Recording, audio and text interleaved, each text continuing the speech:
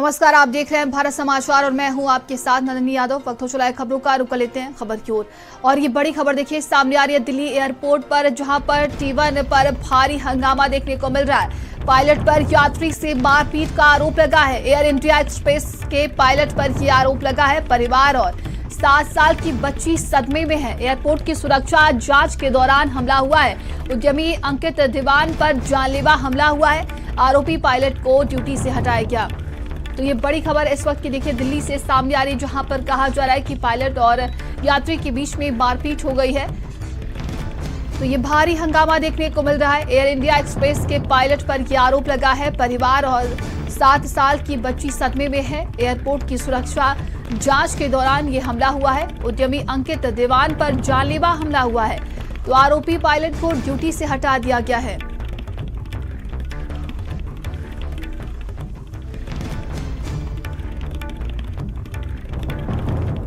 तो देखिए परिवार और 7 साल की बच्ची सदमे में है। ये मारपीट का मामला सामने आया है। ये बड़ी खबर देखिए इस वक्त की दिल्ली एयरपोर्ट से है, जहां पर T1 पर ये भारी हंगामा देखने को मिला है। कहा जा रहा है कि सुरक्षा जांच के दौरान ये हंगामा हुआ है और पायलट पर यात्री से मारपीट का आरोप लगा है। एयर इंडिया एक्सप्रेस के पायलट पर ये आरोप लगा है।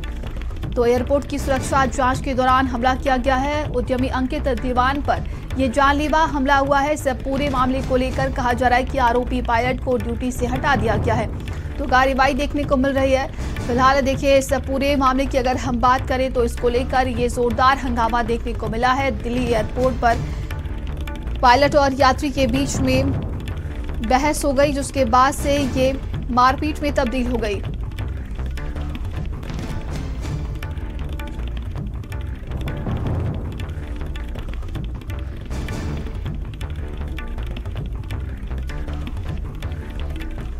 आगे बढ़ते हैं खबर लखनऊ से, जहां पर केंद्रीय स्वास्थ्य मंत्री जेपी नड्डा का दौरा है। आज KGMU के 21वें कन्वेंशन में वो शामिल होंगे। दीक्षांत समारोह की अध्यक्षता गवर्नर करेगी। डिप्टी CM ब्रजेश पाठक भी इसमें शामिल होंगे। वहीं 81 मेधावियों को सम्मानित भी किया जाएगा। बीजेपी प्रदेश अध्यक्ष पंकज चौधरी भी इस कार्यक्रम में मौजूद रहेंगे। तो डिप्टी CM ब्रजेश पाठक भी देखिए इस कार्यक्रम में शामिल होंगे। ये खबर लखनऊ से सामने आ रही है। केंद्रीय स्वास्थ्य मंत्री जेपी नड्डा का दौरा और KGMU के 21वें कन्वेंशन में वो शामिल हुए। तो देखिए इसको लेकर पूरी तैयारी कर ली गई है। दीक्षांत समारोह की अध्यक्षता गवर्नर करेंगी। डिप्टी CM ब्रजेश पाठक भी इस कार्यक्रम में शामिल होंगे। बताया जा रहा है कि 81 मेधावियों को सम्मानित किया जाएगा। वहीं बीजेपी प्रदेश अध्यक्ष पंकज चौधरी भी इस कार्यक्रम में मौजूद रहेंगे।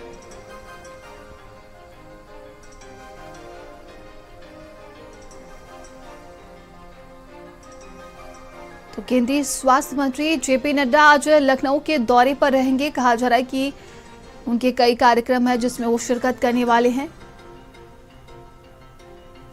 तो KGMU के 21वें कन्वेंशन में वो शामिल होंगे, जिसमें कहा जा रहा है कि डिप्टी CM ब्रजेश पाठक भी इस कार्यक्रम में शामिल होंगे। वहीं यूपी बीजेपी अध्यक्ष पंकज चौधरी भी इस कार्यक्रम में शामिल होंगे, जिसको लेकर ये पूरी तैयारियां चल रही हैं।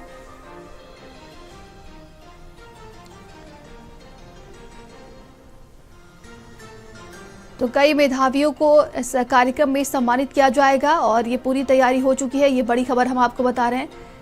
केंद्रीय मंत्री स्वास्थ्य मंत्री जेपी नड्डा आज लखनऊ दौरे पर रहेंगे।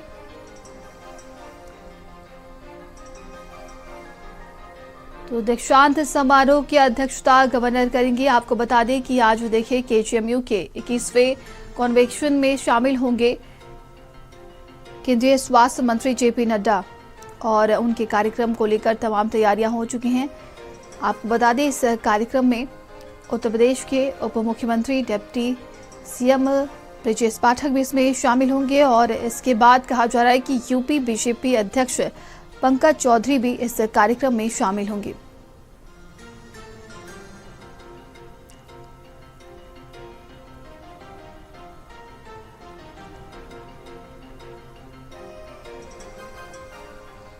तो ये तस्वीरें हम आपको दिखा रहे हैं। देखिए आज देखिए कई कार्यक्रम होने वाले हैं और केंद्रीय स्वास्थ्य मंत्री जेपी नड्डा को आप देख सकते हैं। आज लखनऊ के दौरे पर रहेंगे। कई कार्यक्रम हैं जिसमें वो शिरकत करने वाले हैं और जोरदार तरीके से उनका स्वागत किया जा रहा है। तो लखनऊ के दौरे पर हैं केंद्रीय स्वास्थ्य मंत्री जेपी नड्डा। तस्वीरें आप देखिए, जोरदार तरीके से उनका एयरपोर्ट पर स्वागत किया जा रहा है और डिप्टी सीएम को भी आप देख सकते हैं। तो आज कई कार्यक्रम होने वाले हैं जिसमें वो शिरकत करेंगे। जोरदार तरीके से केंद्रीय स्वास्थ्य मंत्री जेपी नड्डा का ये स्वागत किया जा रहा है और यूपी बीजेपी अध्यक्ष पंकज चौधरी को भी आप देख सकते हैं, उनका जोरदार तरीके से स्वागत करते हुए नजर आ रहे हैं। संवाददाता संदीप हमारे साथ जुड़ गए। संदीप, आज केंद्रीय स्वास्थ्य मंत्री जेपी नड्डा लखनऊ के दौरे पर हैं और लखनऊ एयरपोर्ट पर उनका जोरदार तरीके से स्वागत किया जा रहा है जिसमें तमाम नेता मौजूद हैं।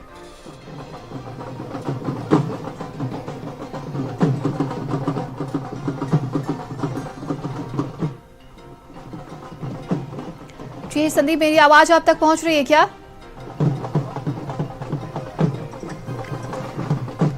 संदीप, मेरी आवाज आप तक पहुंच रही है क्या?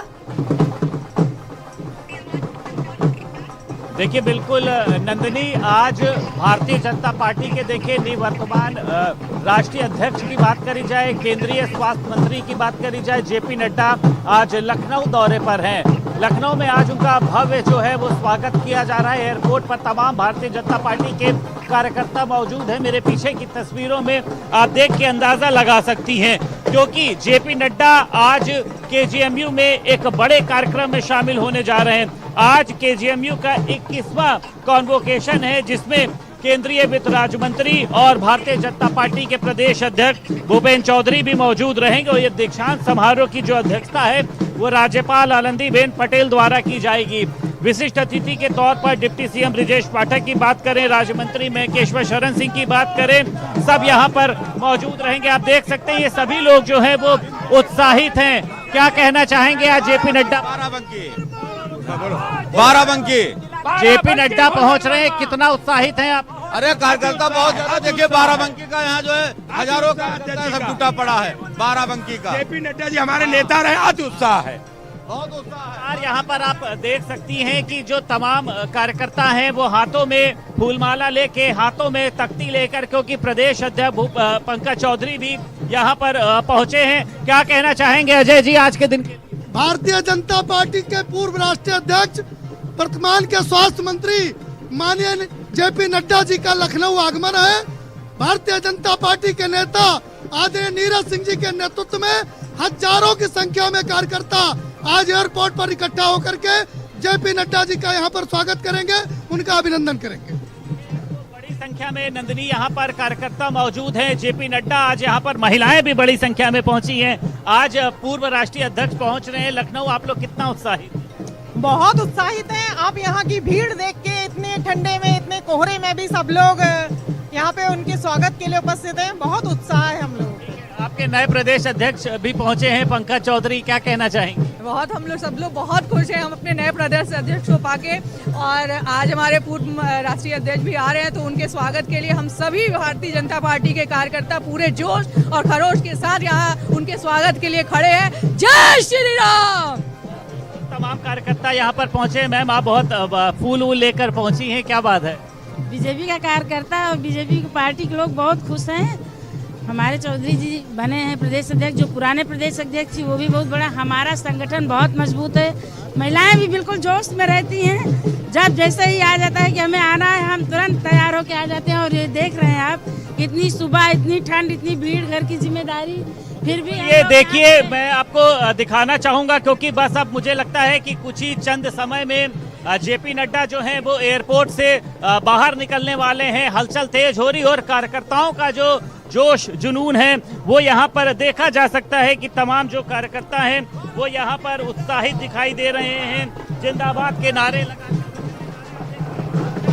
भीड़ है, हर एक जगह पर ढोल बजाए जा रहे हैं, नगाड़े बजाए जा रहे हैं, क्योंकि राष्ट्रीय अध्यक्ष, प्रदेश अध्यक्ष के चुनाव के बाद जेपी नड्डा आज पहली बार यहाँ पर लखनऊ पहुंच रहे हैं। लोगों के अंदर का जो उत्साह है वो आप देख सकती हैं कि एक बड़ी लाइन जो है वो यहाँ पर मौजूद है। ये देखिए, हर एक यहाँ पर वर्ग के जो लोग हैं यहाँ पर आप देखिए पहुंचे। इन्होंने देखिए, ये बताइए, फूल वूल आपने लिए हुए हैं, बहुत खुश हैं, क्या कहना चाहेंगी? कुछ कहेंगी, बोलेंगी कुछ?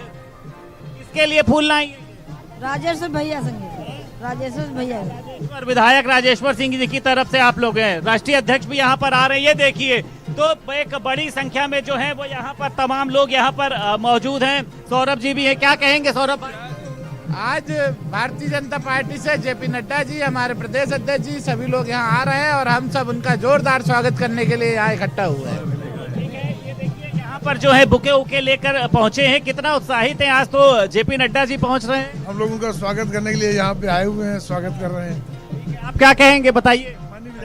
मैं मनीष राउत विधायक सिधौली से हूँ। हम सब लोग स्वागत के लिए सिधौली से हम लोग आए हुए हैं और सभी लोग उत्साहित हैं। काफ़ी संख्या में हमारे सिधौली क्षेत्र से लोग आए हुए हैं माननीय अध्यक्ष जी का स्वागत करने के लिए। ठीक है, मैं एक बात बोलूंगा अपने कैमरा पर्सन पंकज नगम को, यहाँ की जो एक भारी भीड़ है कार्यकर्ताओं की वो दिखाएं। लगातार यहाँ पर जेपी नड्डा जिंदाबाद के नारे लगाए जा रहे हैं और आप देख सकती हैं कि ठंड बहुत है, भीषण ठंड पड़ रही है, लेकिन उसके बावजूद आप देखिए महिलाओं की बात करें, ये देखिए छोटी सी जो बच्ची है वो भी हाथों में भारतीय जनता पार्टी का झंडा लेकर जो है वो यहाँ पर पहुंची है। तो मुझे लगता है कि ये कार्यकर्ताओं का एक स्नेह है, एक अपना जो अपनत्व है जो यहाँ पर तमाम लोगों में दिखाई दे रहा है। कहाँ से आए हैं आप लोग?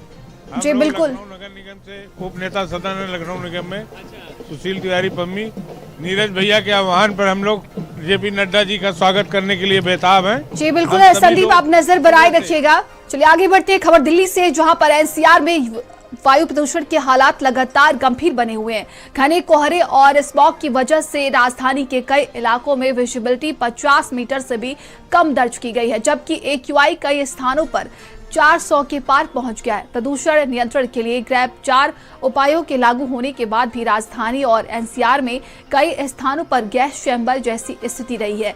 बीते दिन में कोहरे के कारण विजिबिलिटी बेहद कम होने का असर उड़ानों पर जारी रहा।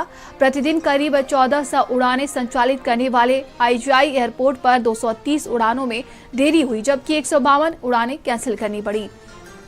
तो घना कोहरा और इसी बीच देखिए दिल्ली में लगातार वायु प्रदूषण बढ़ता ही जा रहा है। ऐसे में ये तस्वीरें भी हम आपको दिखा रहे, देखिए विजिबिलिटी बेहद कम हो चुकी है। दिल्ली वासियों के स्थिति की बात की जाए तो वहां पर हालात बद से बदतर होते जा रहे हैं वायु प्रदूषण को लेकर। ऐसे में कई जगहों पर देखिए गैस चैम्बर जैसी स्थिति बन गई है और लगातार डॉक्टर्स की तरफ से सलाह भी दी जा रही है कि अगर आप घर से बाहर निकलते हैं तो सावधानी बरतें और अपना ख्याल रखें। तो राजधानी में कई इलाकों में देखिए विजिबिलिटी 50 मीटर से भी कम दर्ज की गई है, जबकि AQI कई स्थानों पर 400 के पार पहुंच गया है।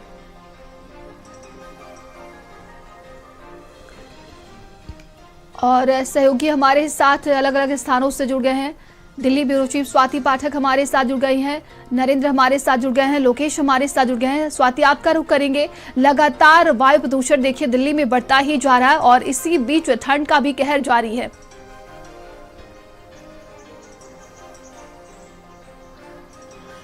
देखिए कल से ही अगर हम दिल्ली की बात करते हैं तो ठिठुरन वाली जो ठंड है उसकी शुरुआत हो गई है और हल्की हल्की हवा भी चल रही है, जिसकी वजह से और ज़्यादा ठंड बढ़ गई है। क्योंकि अगर हम दिसंबर शुरुआत की बात करें तो लगातार लोग इंतज़ार कर रहे थे कि ठिठुरन वाली ठंड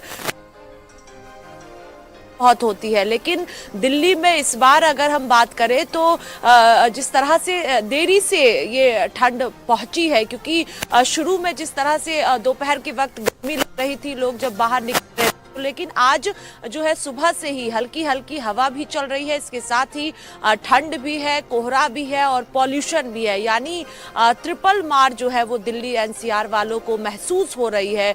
पॉल्यूशन जो है, पॉल्यूशन का स्तर जो है वो लगातार बढ़ता हुआ नजर आ रहा है, जिसकी वजह से लोगों को कई तरह की दिक्कतें भी हो रही हैं। जैसे लोग घरों से बाहर निकल रहे हैं तो सांस लेने में दिक्कतें हो रही हैं पॉल्यूशन की वजह से, क्योंकि AQI लेवल लगातार बढ़ता हुआ दिल्ली एनसीआर में नजर आ रहा है। इसके अलावा सुबह के वक्त जो है वाहनों की रफ्तारें धीमी हो जाती है, क्योंकि कोहरा बहुत ज्यादा दिल्ली में हो रहा है। अभी भी 10 बज रहे हैं, लेकिन जो है वो साफ तौर पर तस्वीरें नहीं देखी जा सकती है दूर की, क्योंकि कोहरा बहुत ज्यादा है। और इसके अलावा ठिठुरन वाली ठंड हवा भी चल रही है, तो लोगों को जो है वो डबल अटैक कहा जा सकता है कि महसूस हो रही है। और कई तरह की परेशानियां भी हैं, बच्चों को भी परेशानियां हैं, बुजुर्गों को भी परेशानियां हैं। लेकिन सबसे ज्यादा पॉल्यूशन की परेशानियां जो है वो खत्म नहीं हो रही है। लेकिन अगर हम जो है एक्सपर्ट की माने तो ये जो ठंड है ये और ज्यादा अभी बढ़ेगी, 1-2 दिनों में और ज्यादा ठिठुरन वाली ठंड लोगों को महसूस होगी और जैसे जैसे दिसंबर बीतेगा वैसे वैसे ठंड और ज्यादा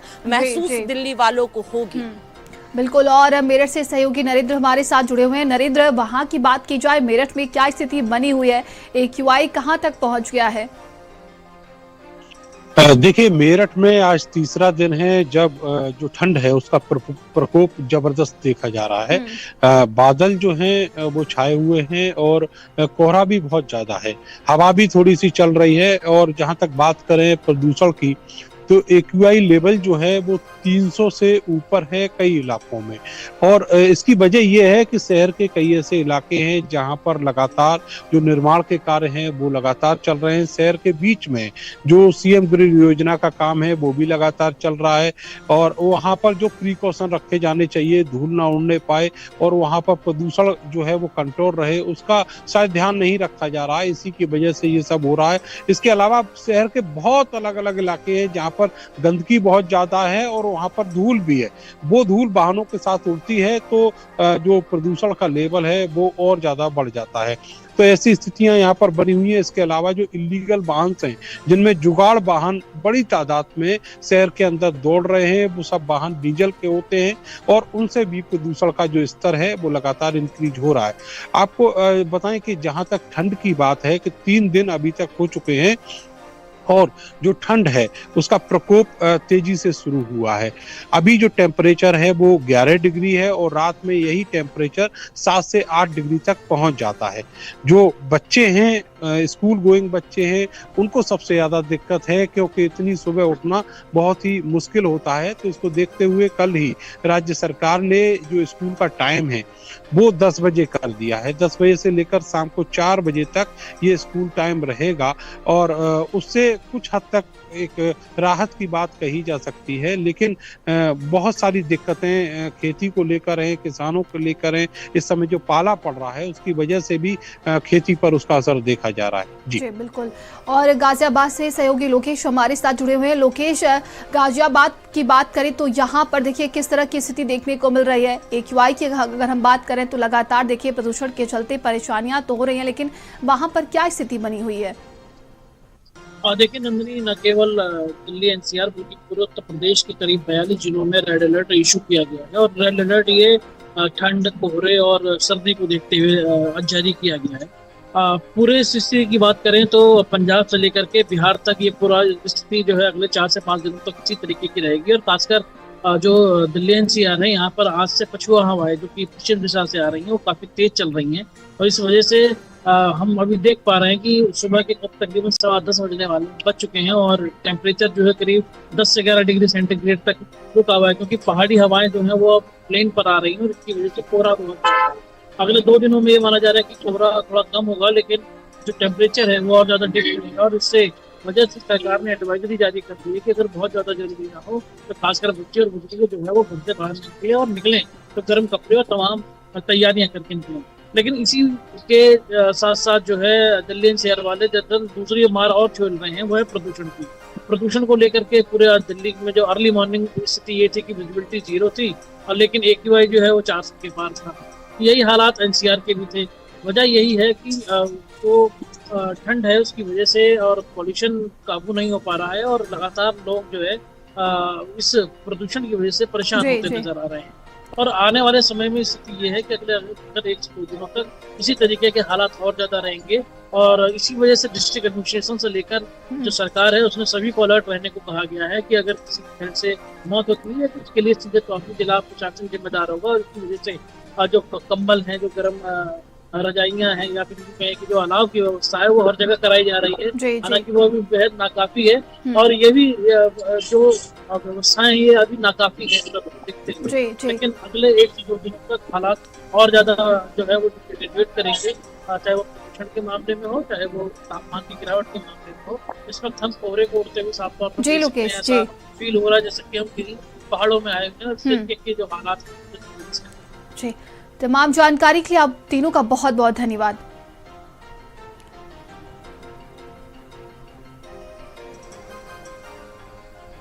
चलिए आगे बढ़ते हैं। खबर गोरखपुर से, जहां पर जनता दर्शन में सीएम योगी ने सख्त निर्देश दिए। विदेश भेजने के नाम पर धोखाधड़ी पर कार्रवाई हो, सीएम की तरफ से ये कहा गया। धोखाधड़ी करने वालों पर सख्त कार्रवाई हो, सीएम योगी की तरफ से ये कहा गया है। जनता दर्शन में आई शिकायत पर अधिकारियों को निर्देश दिए गए।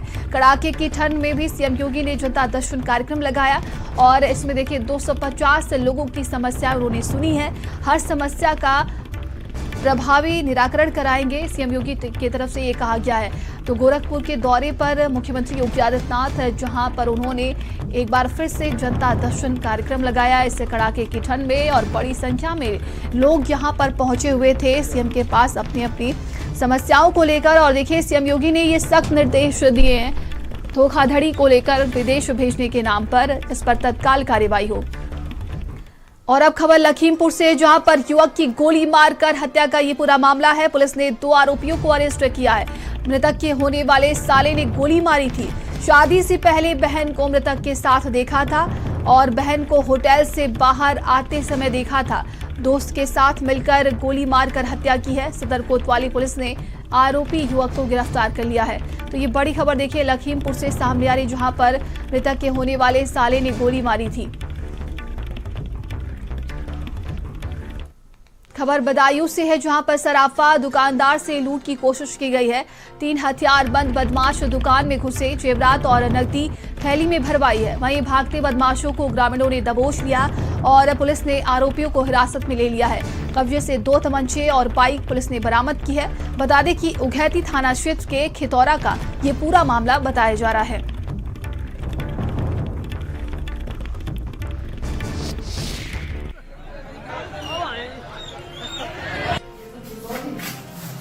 मेरे घर संग घटना ये हुई 4:30 बजे।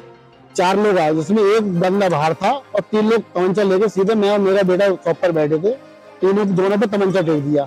उसके बाद सामान भरना शुरू कर दिया उन्होंने। ठीक है, जब मैंने चिल्लाया तो गांव के लोग भागे, उल्टे उन्होंने तमंचा टेक दिया। सामान को जो सब भर लिया, जो मेरा कैश था गले में लगभग 5 लाख के लगभग में कैश था मेरा, वो भर लिया उन्होंने। वो जेब में भरा, कुछ कट्टे भरा और वो लोग लेके घबरा के एकदम बाहर के लिए भागने के चक्कर में गांव के लोगों ने मिलकर उनके लिए पकड़ लिया, उनके लिए खूब मारा। और जो कट्टा था मेरे ज्वेलरी का, वो कट्टा तो मेरे बरामद हुआ, लेकिन जो मेरा 5 लाख रुपया लगभग गया वो मुझे बरामद दिया। वो 4था व्यक्ति लेके निकल लिया। यहाँ पर जो ज्वेलरी को लूटने का प्रयास हुआ है, साथ ही कुछ पार्टी द्वारा बताया गया कि लिया गया है। इसमें से 3 लोगों को मौके पर पब्लिक के द्वारा पकड़ लिया गया कि एक इसमें से फरार है। तो यहाँ के जो DVR है, CCTV फुटेज के माध्यम से उसकी पहचान कराई जा रही है। हाँ, 2 तमंचे भी बरामद हुए उन व्यक्तियों के पास से।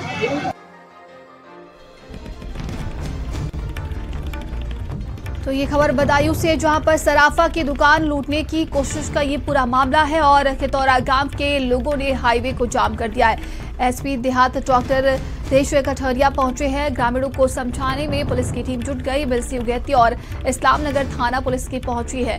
तो देखिए ये पुलिस की टीम मौके पर पहुंची और किस तरीके से ग्रामीणों ने यहां पर हाईवे पर जाम लगा दिया, जिसके बाद से उन्हें समझाने बुझाने का काम किया गया।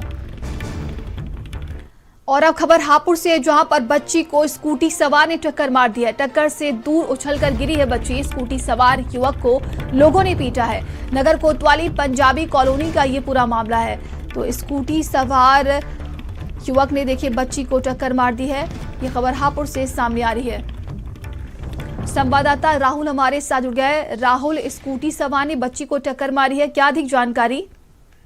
देखिए, आपको बताना चाहेंगे पूरा मामला नगर कोतवाली क्षेत्र के पंजाबी कॉलोनी का है, जहां पे एक 4 साल की मासूम स्कूटी के पास खेल रही थी। तभी एक तेज रफ्तार स्कूटी चालक आता है और उस बच्ची को टक्कर मार देता है। जैसा कि आप तस्वीरों में भी देख रहे होंगे, बच्ची काफी दूर जाकर उछलकर गिरती है। इस मामले में स्कूटी चालक जब आगे रुक जाता है तो पब्लिक उसकी पिटाई कर देती है। वहीं घायल बच्ची को नजदीकी अस्पताल में भर्ती कराया जाता है, जिसकी हालत गंभीर बनी हुई है। ये पूरा मामला एक लापरवाही का है। यदि स्कूटी चालक तेज रफ्तार से स्कूटी नहीं चला रहा होता तो ये हादसा नहीं होता, लेकिन इसमें कहीं ना कहीं परिजनों की भी लापरवाही रही है कि वो अपनी मासूम बच्ची को इसी प्रकार से सड़क किनारे खेलने के लिए छोड़ देते हैं। जी बिल्कुल, तमाम जानकारी के लिए आपका बहुत बहुत धन्यवाद। खबर झांसी से, जहां पर लोडर और ऑटो की जोरदार भिड़ंत हो गई है, जिसमें 6 लोग गंभीर रूप से घायल हो गए। भरोसा रेलवे ओवरब्रिज के पास ये हादसा हुआ है। मोड़ थाना क्षेत्र का ये पूरा मामला है। तो देखिए, लोडर और ऑटो की जोरदार भिड़ंत हो गई है। खबर झांसी से सामने आ रही, जहां पर इस जोरदार टक्कर में 6 लोग गंभीर रूप से घायल हो गए हैं। तो भरोसा रेलवे ओवरब्रिज के पास ये हादसा हुआ है। मोड़ थाना क्षेत्र का ये पूरा मामला है।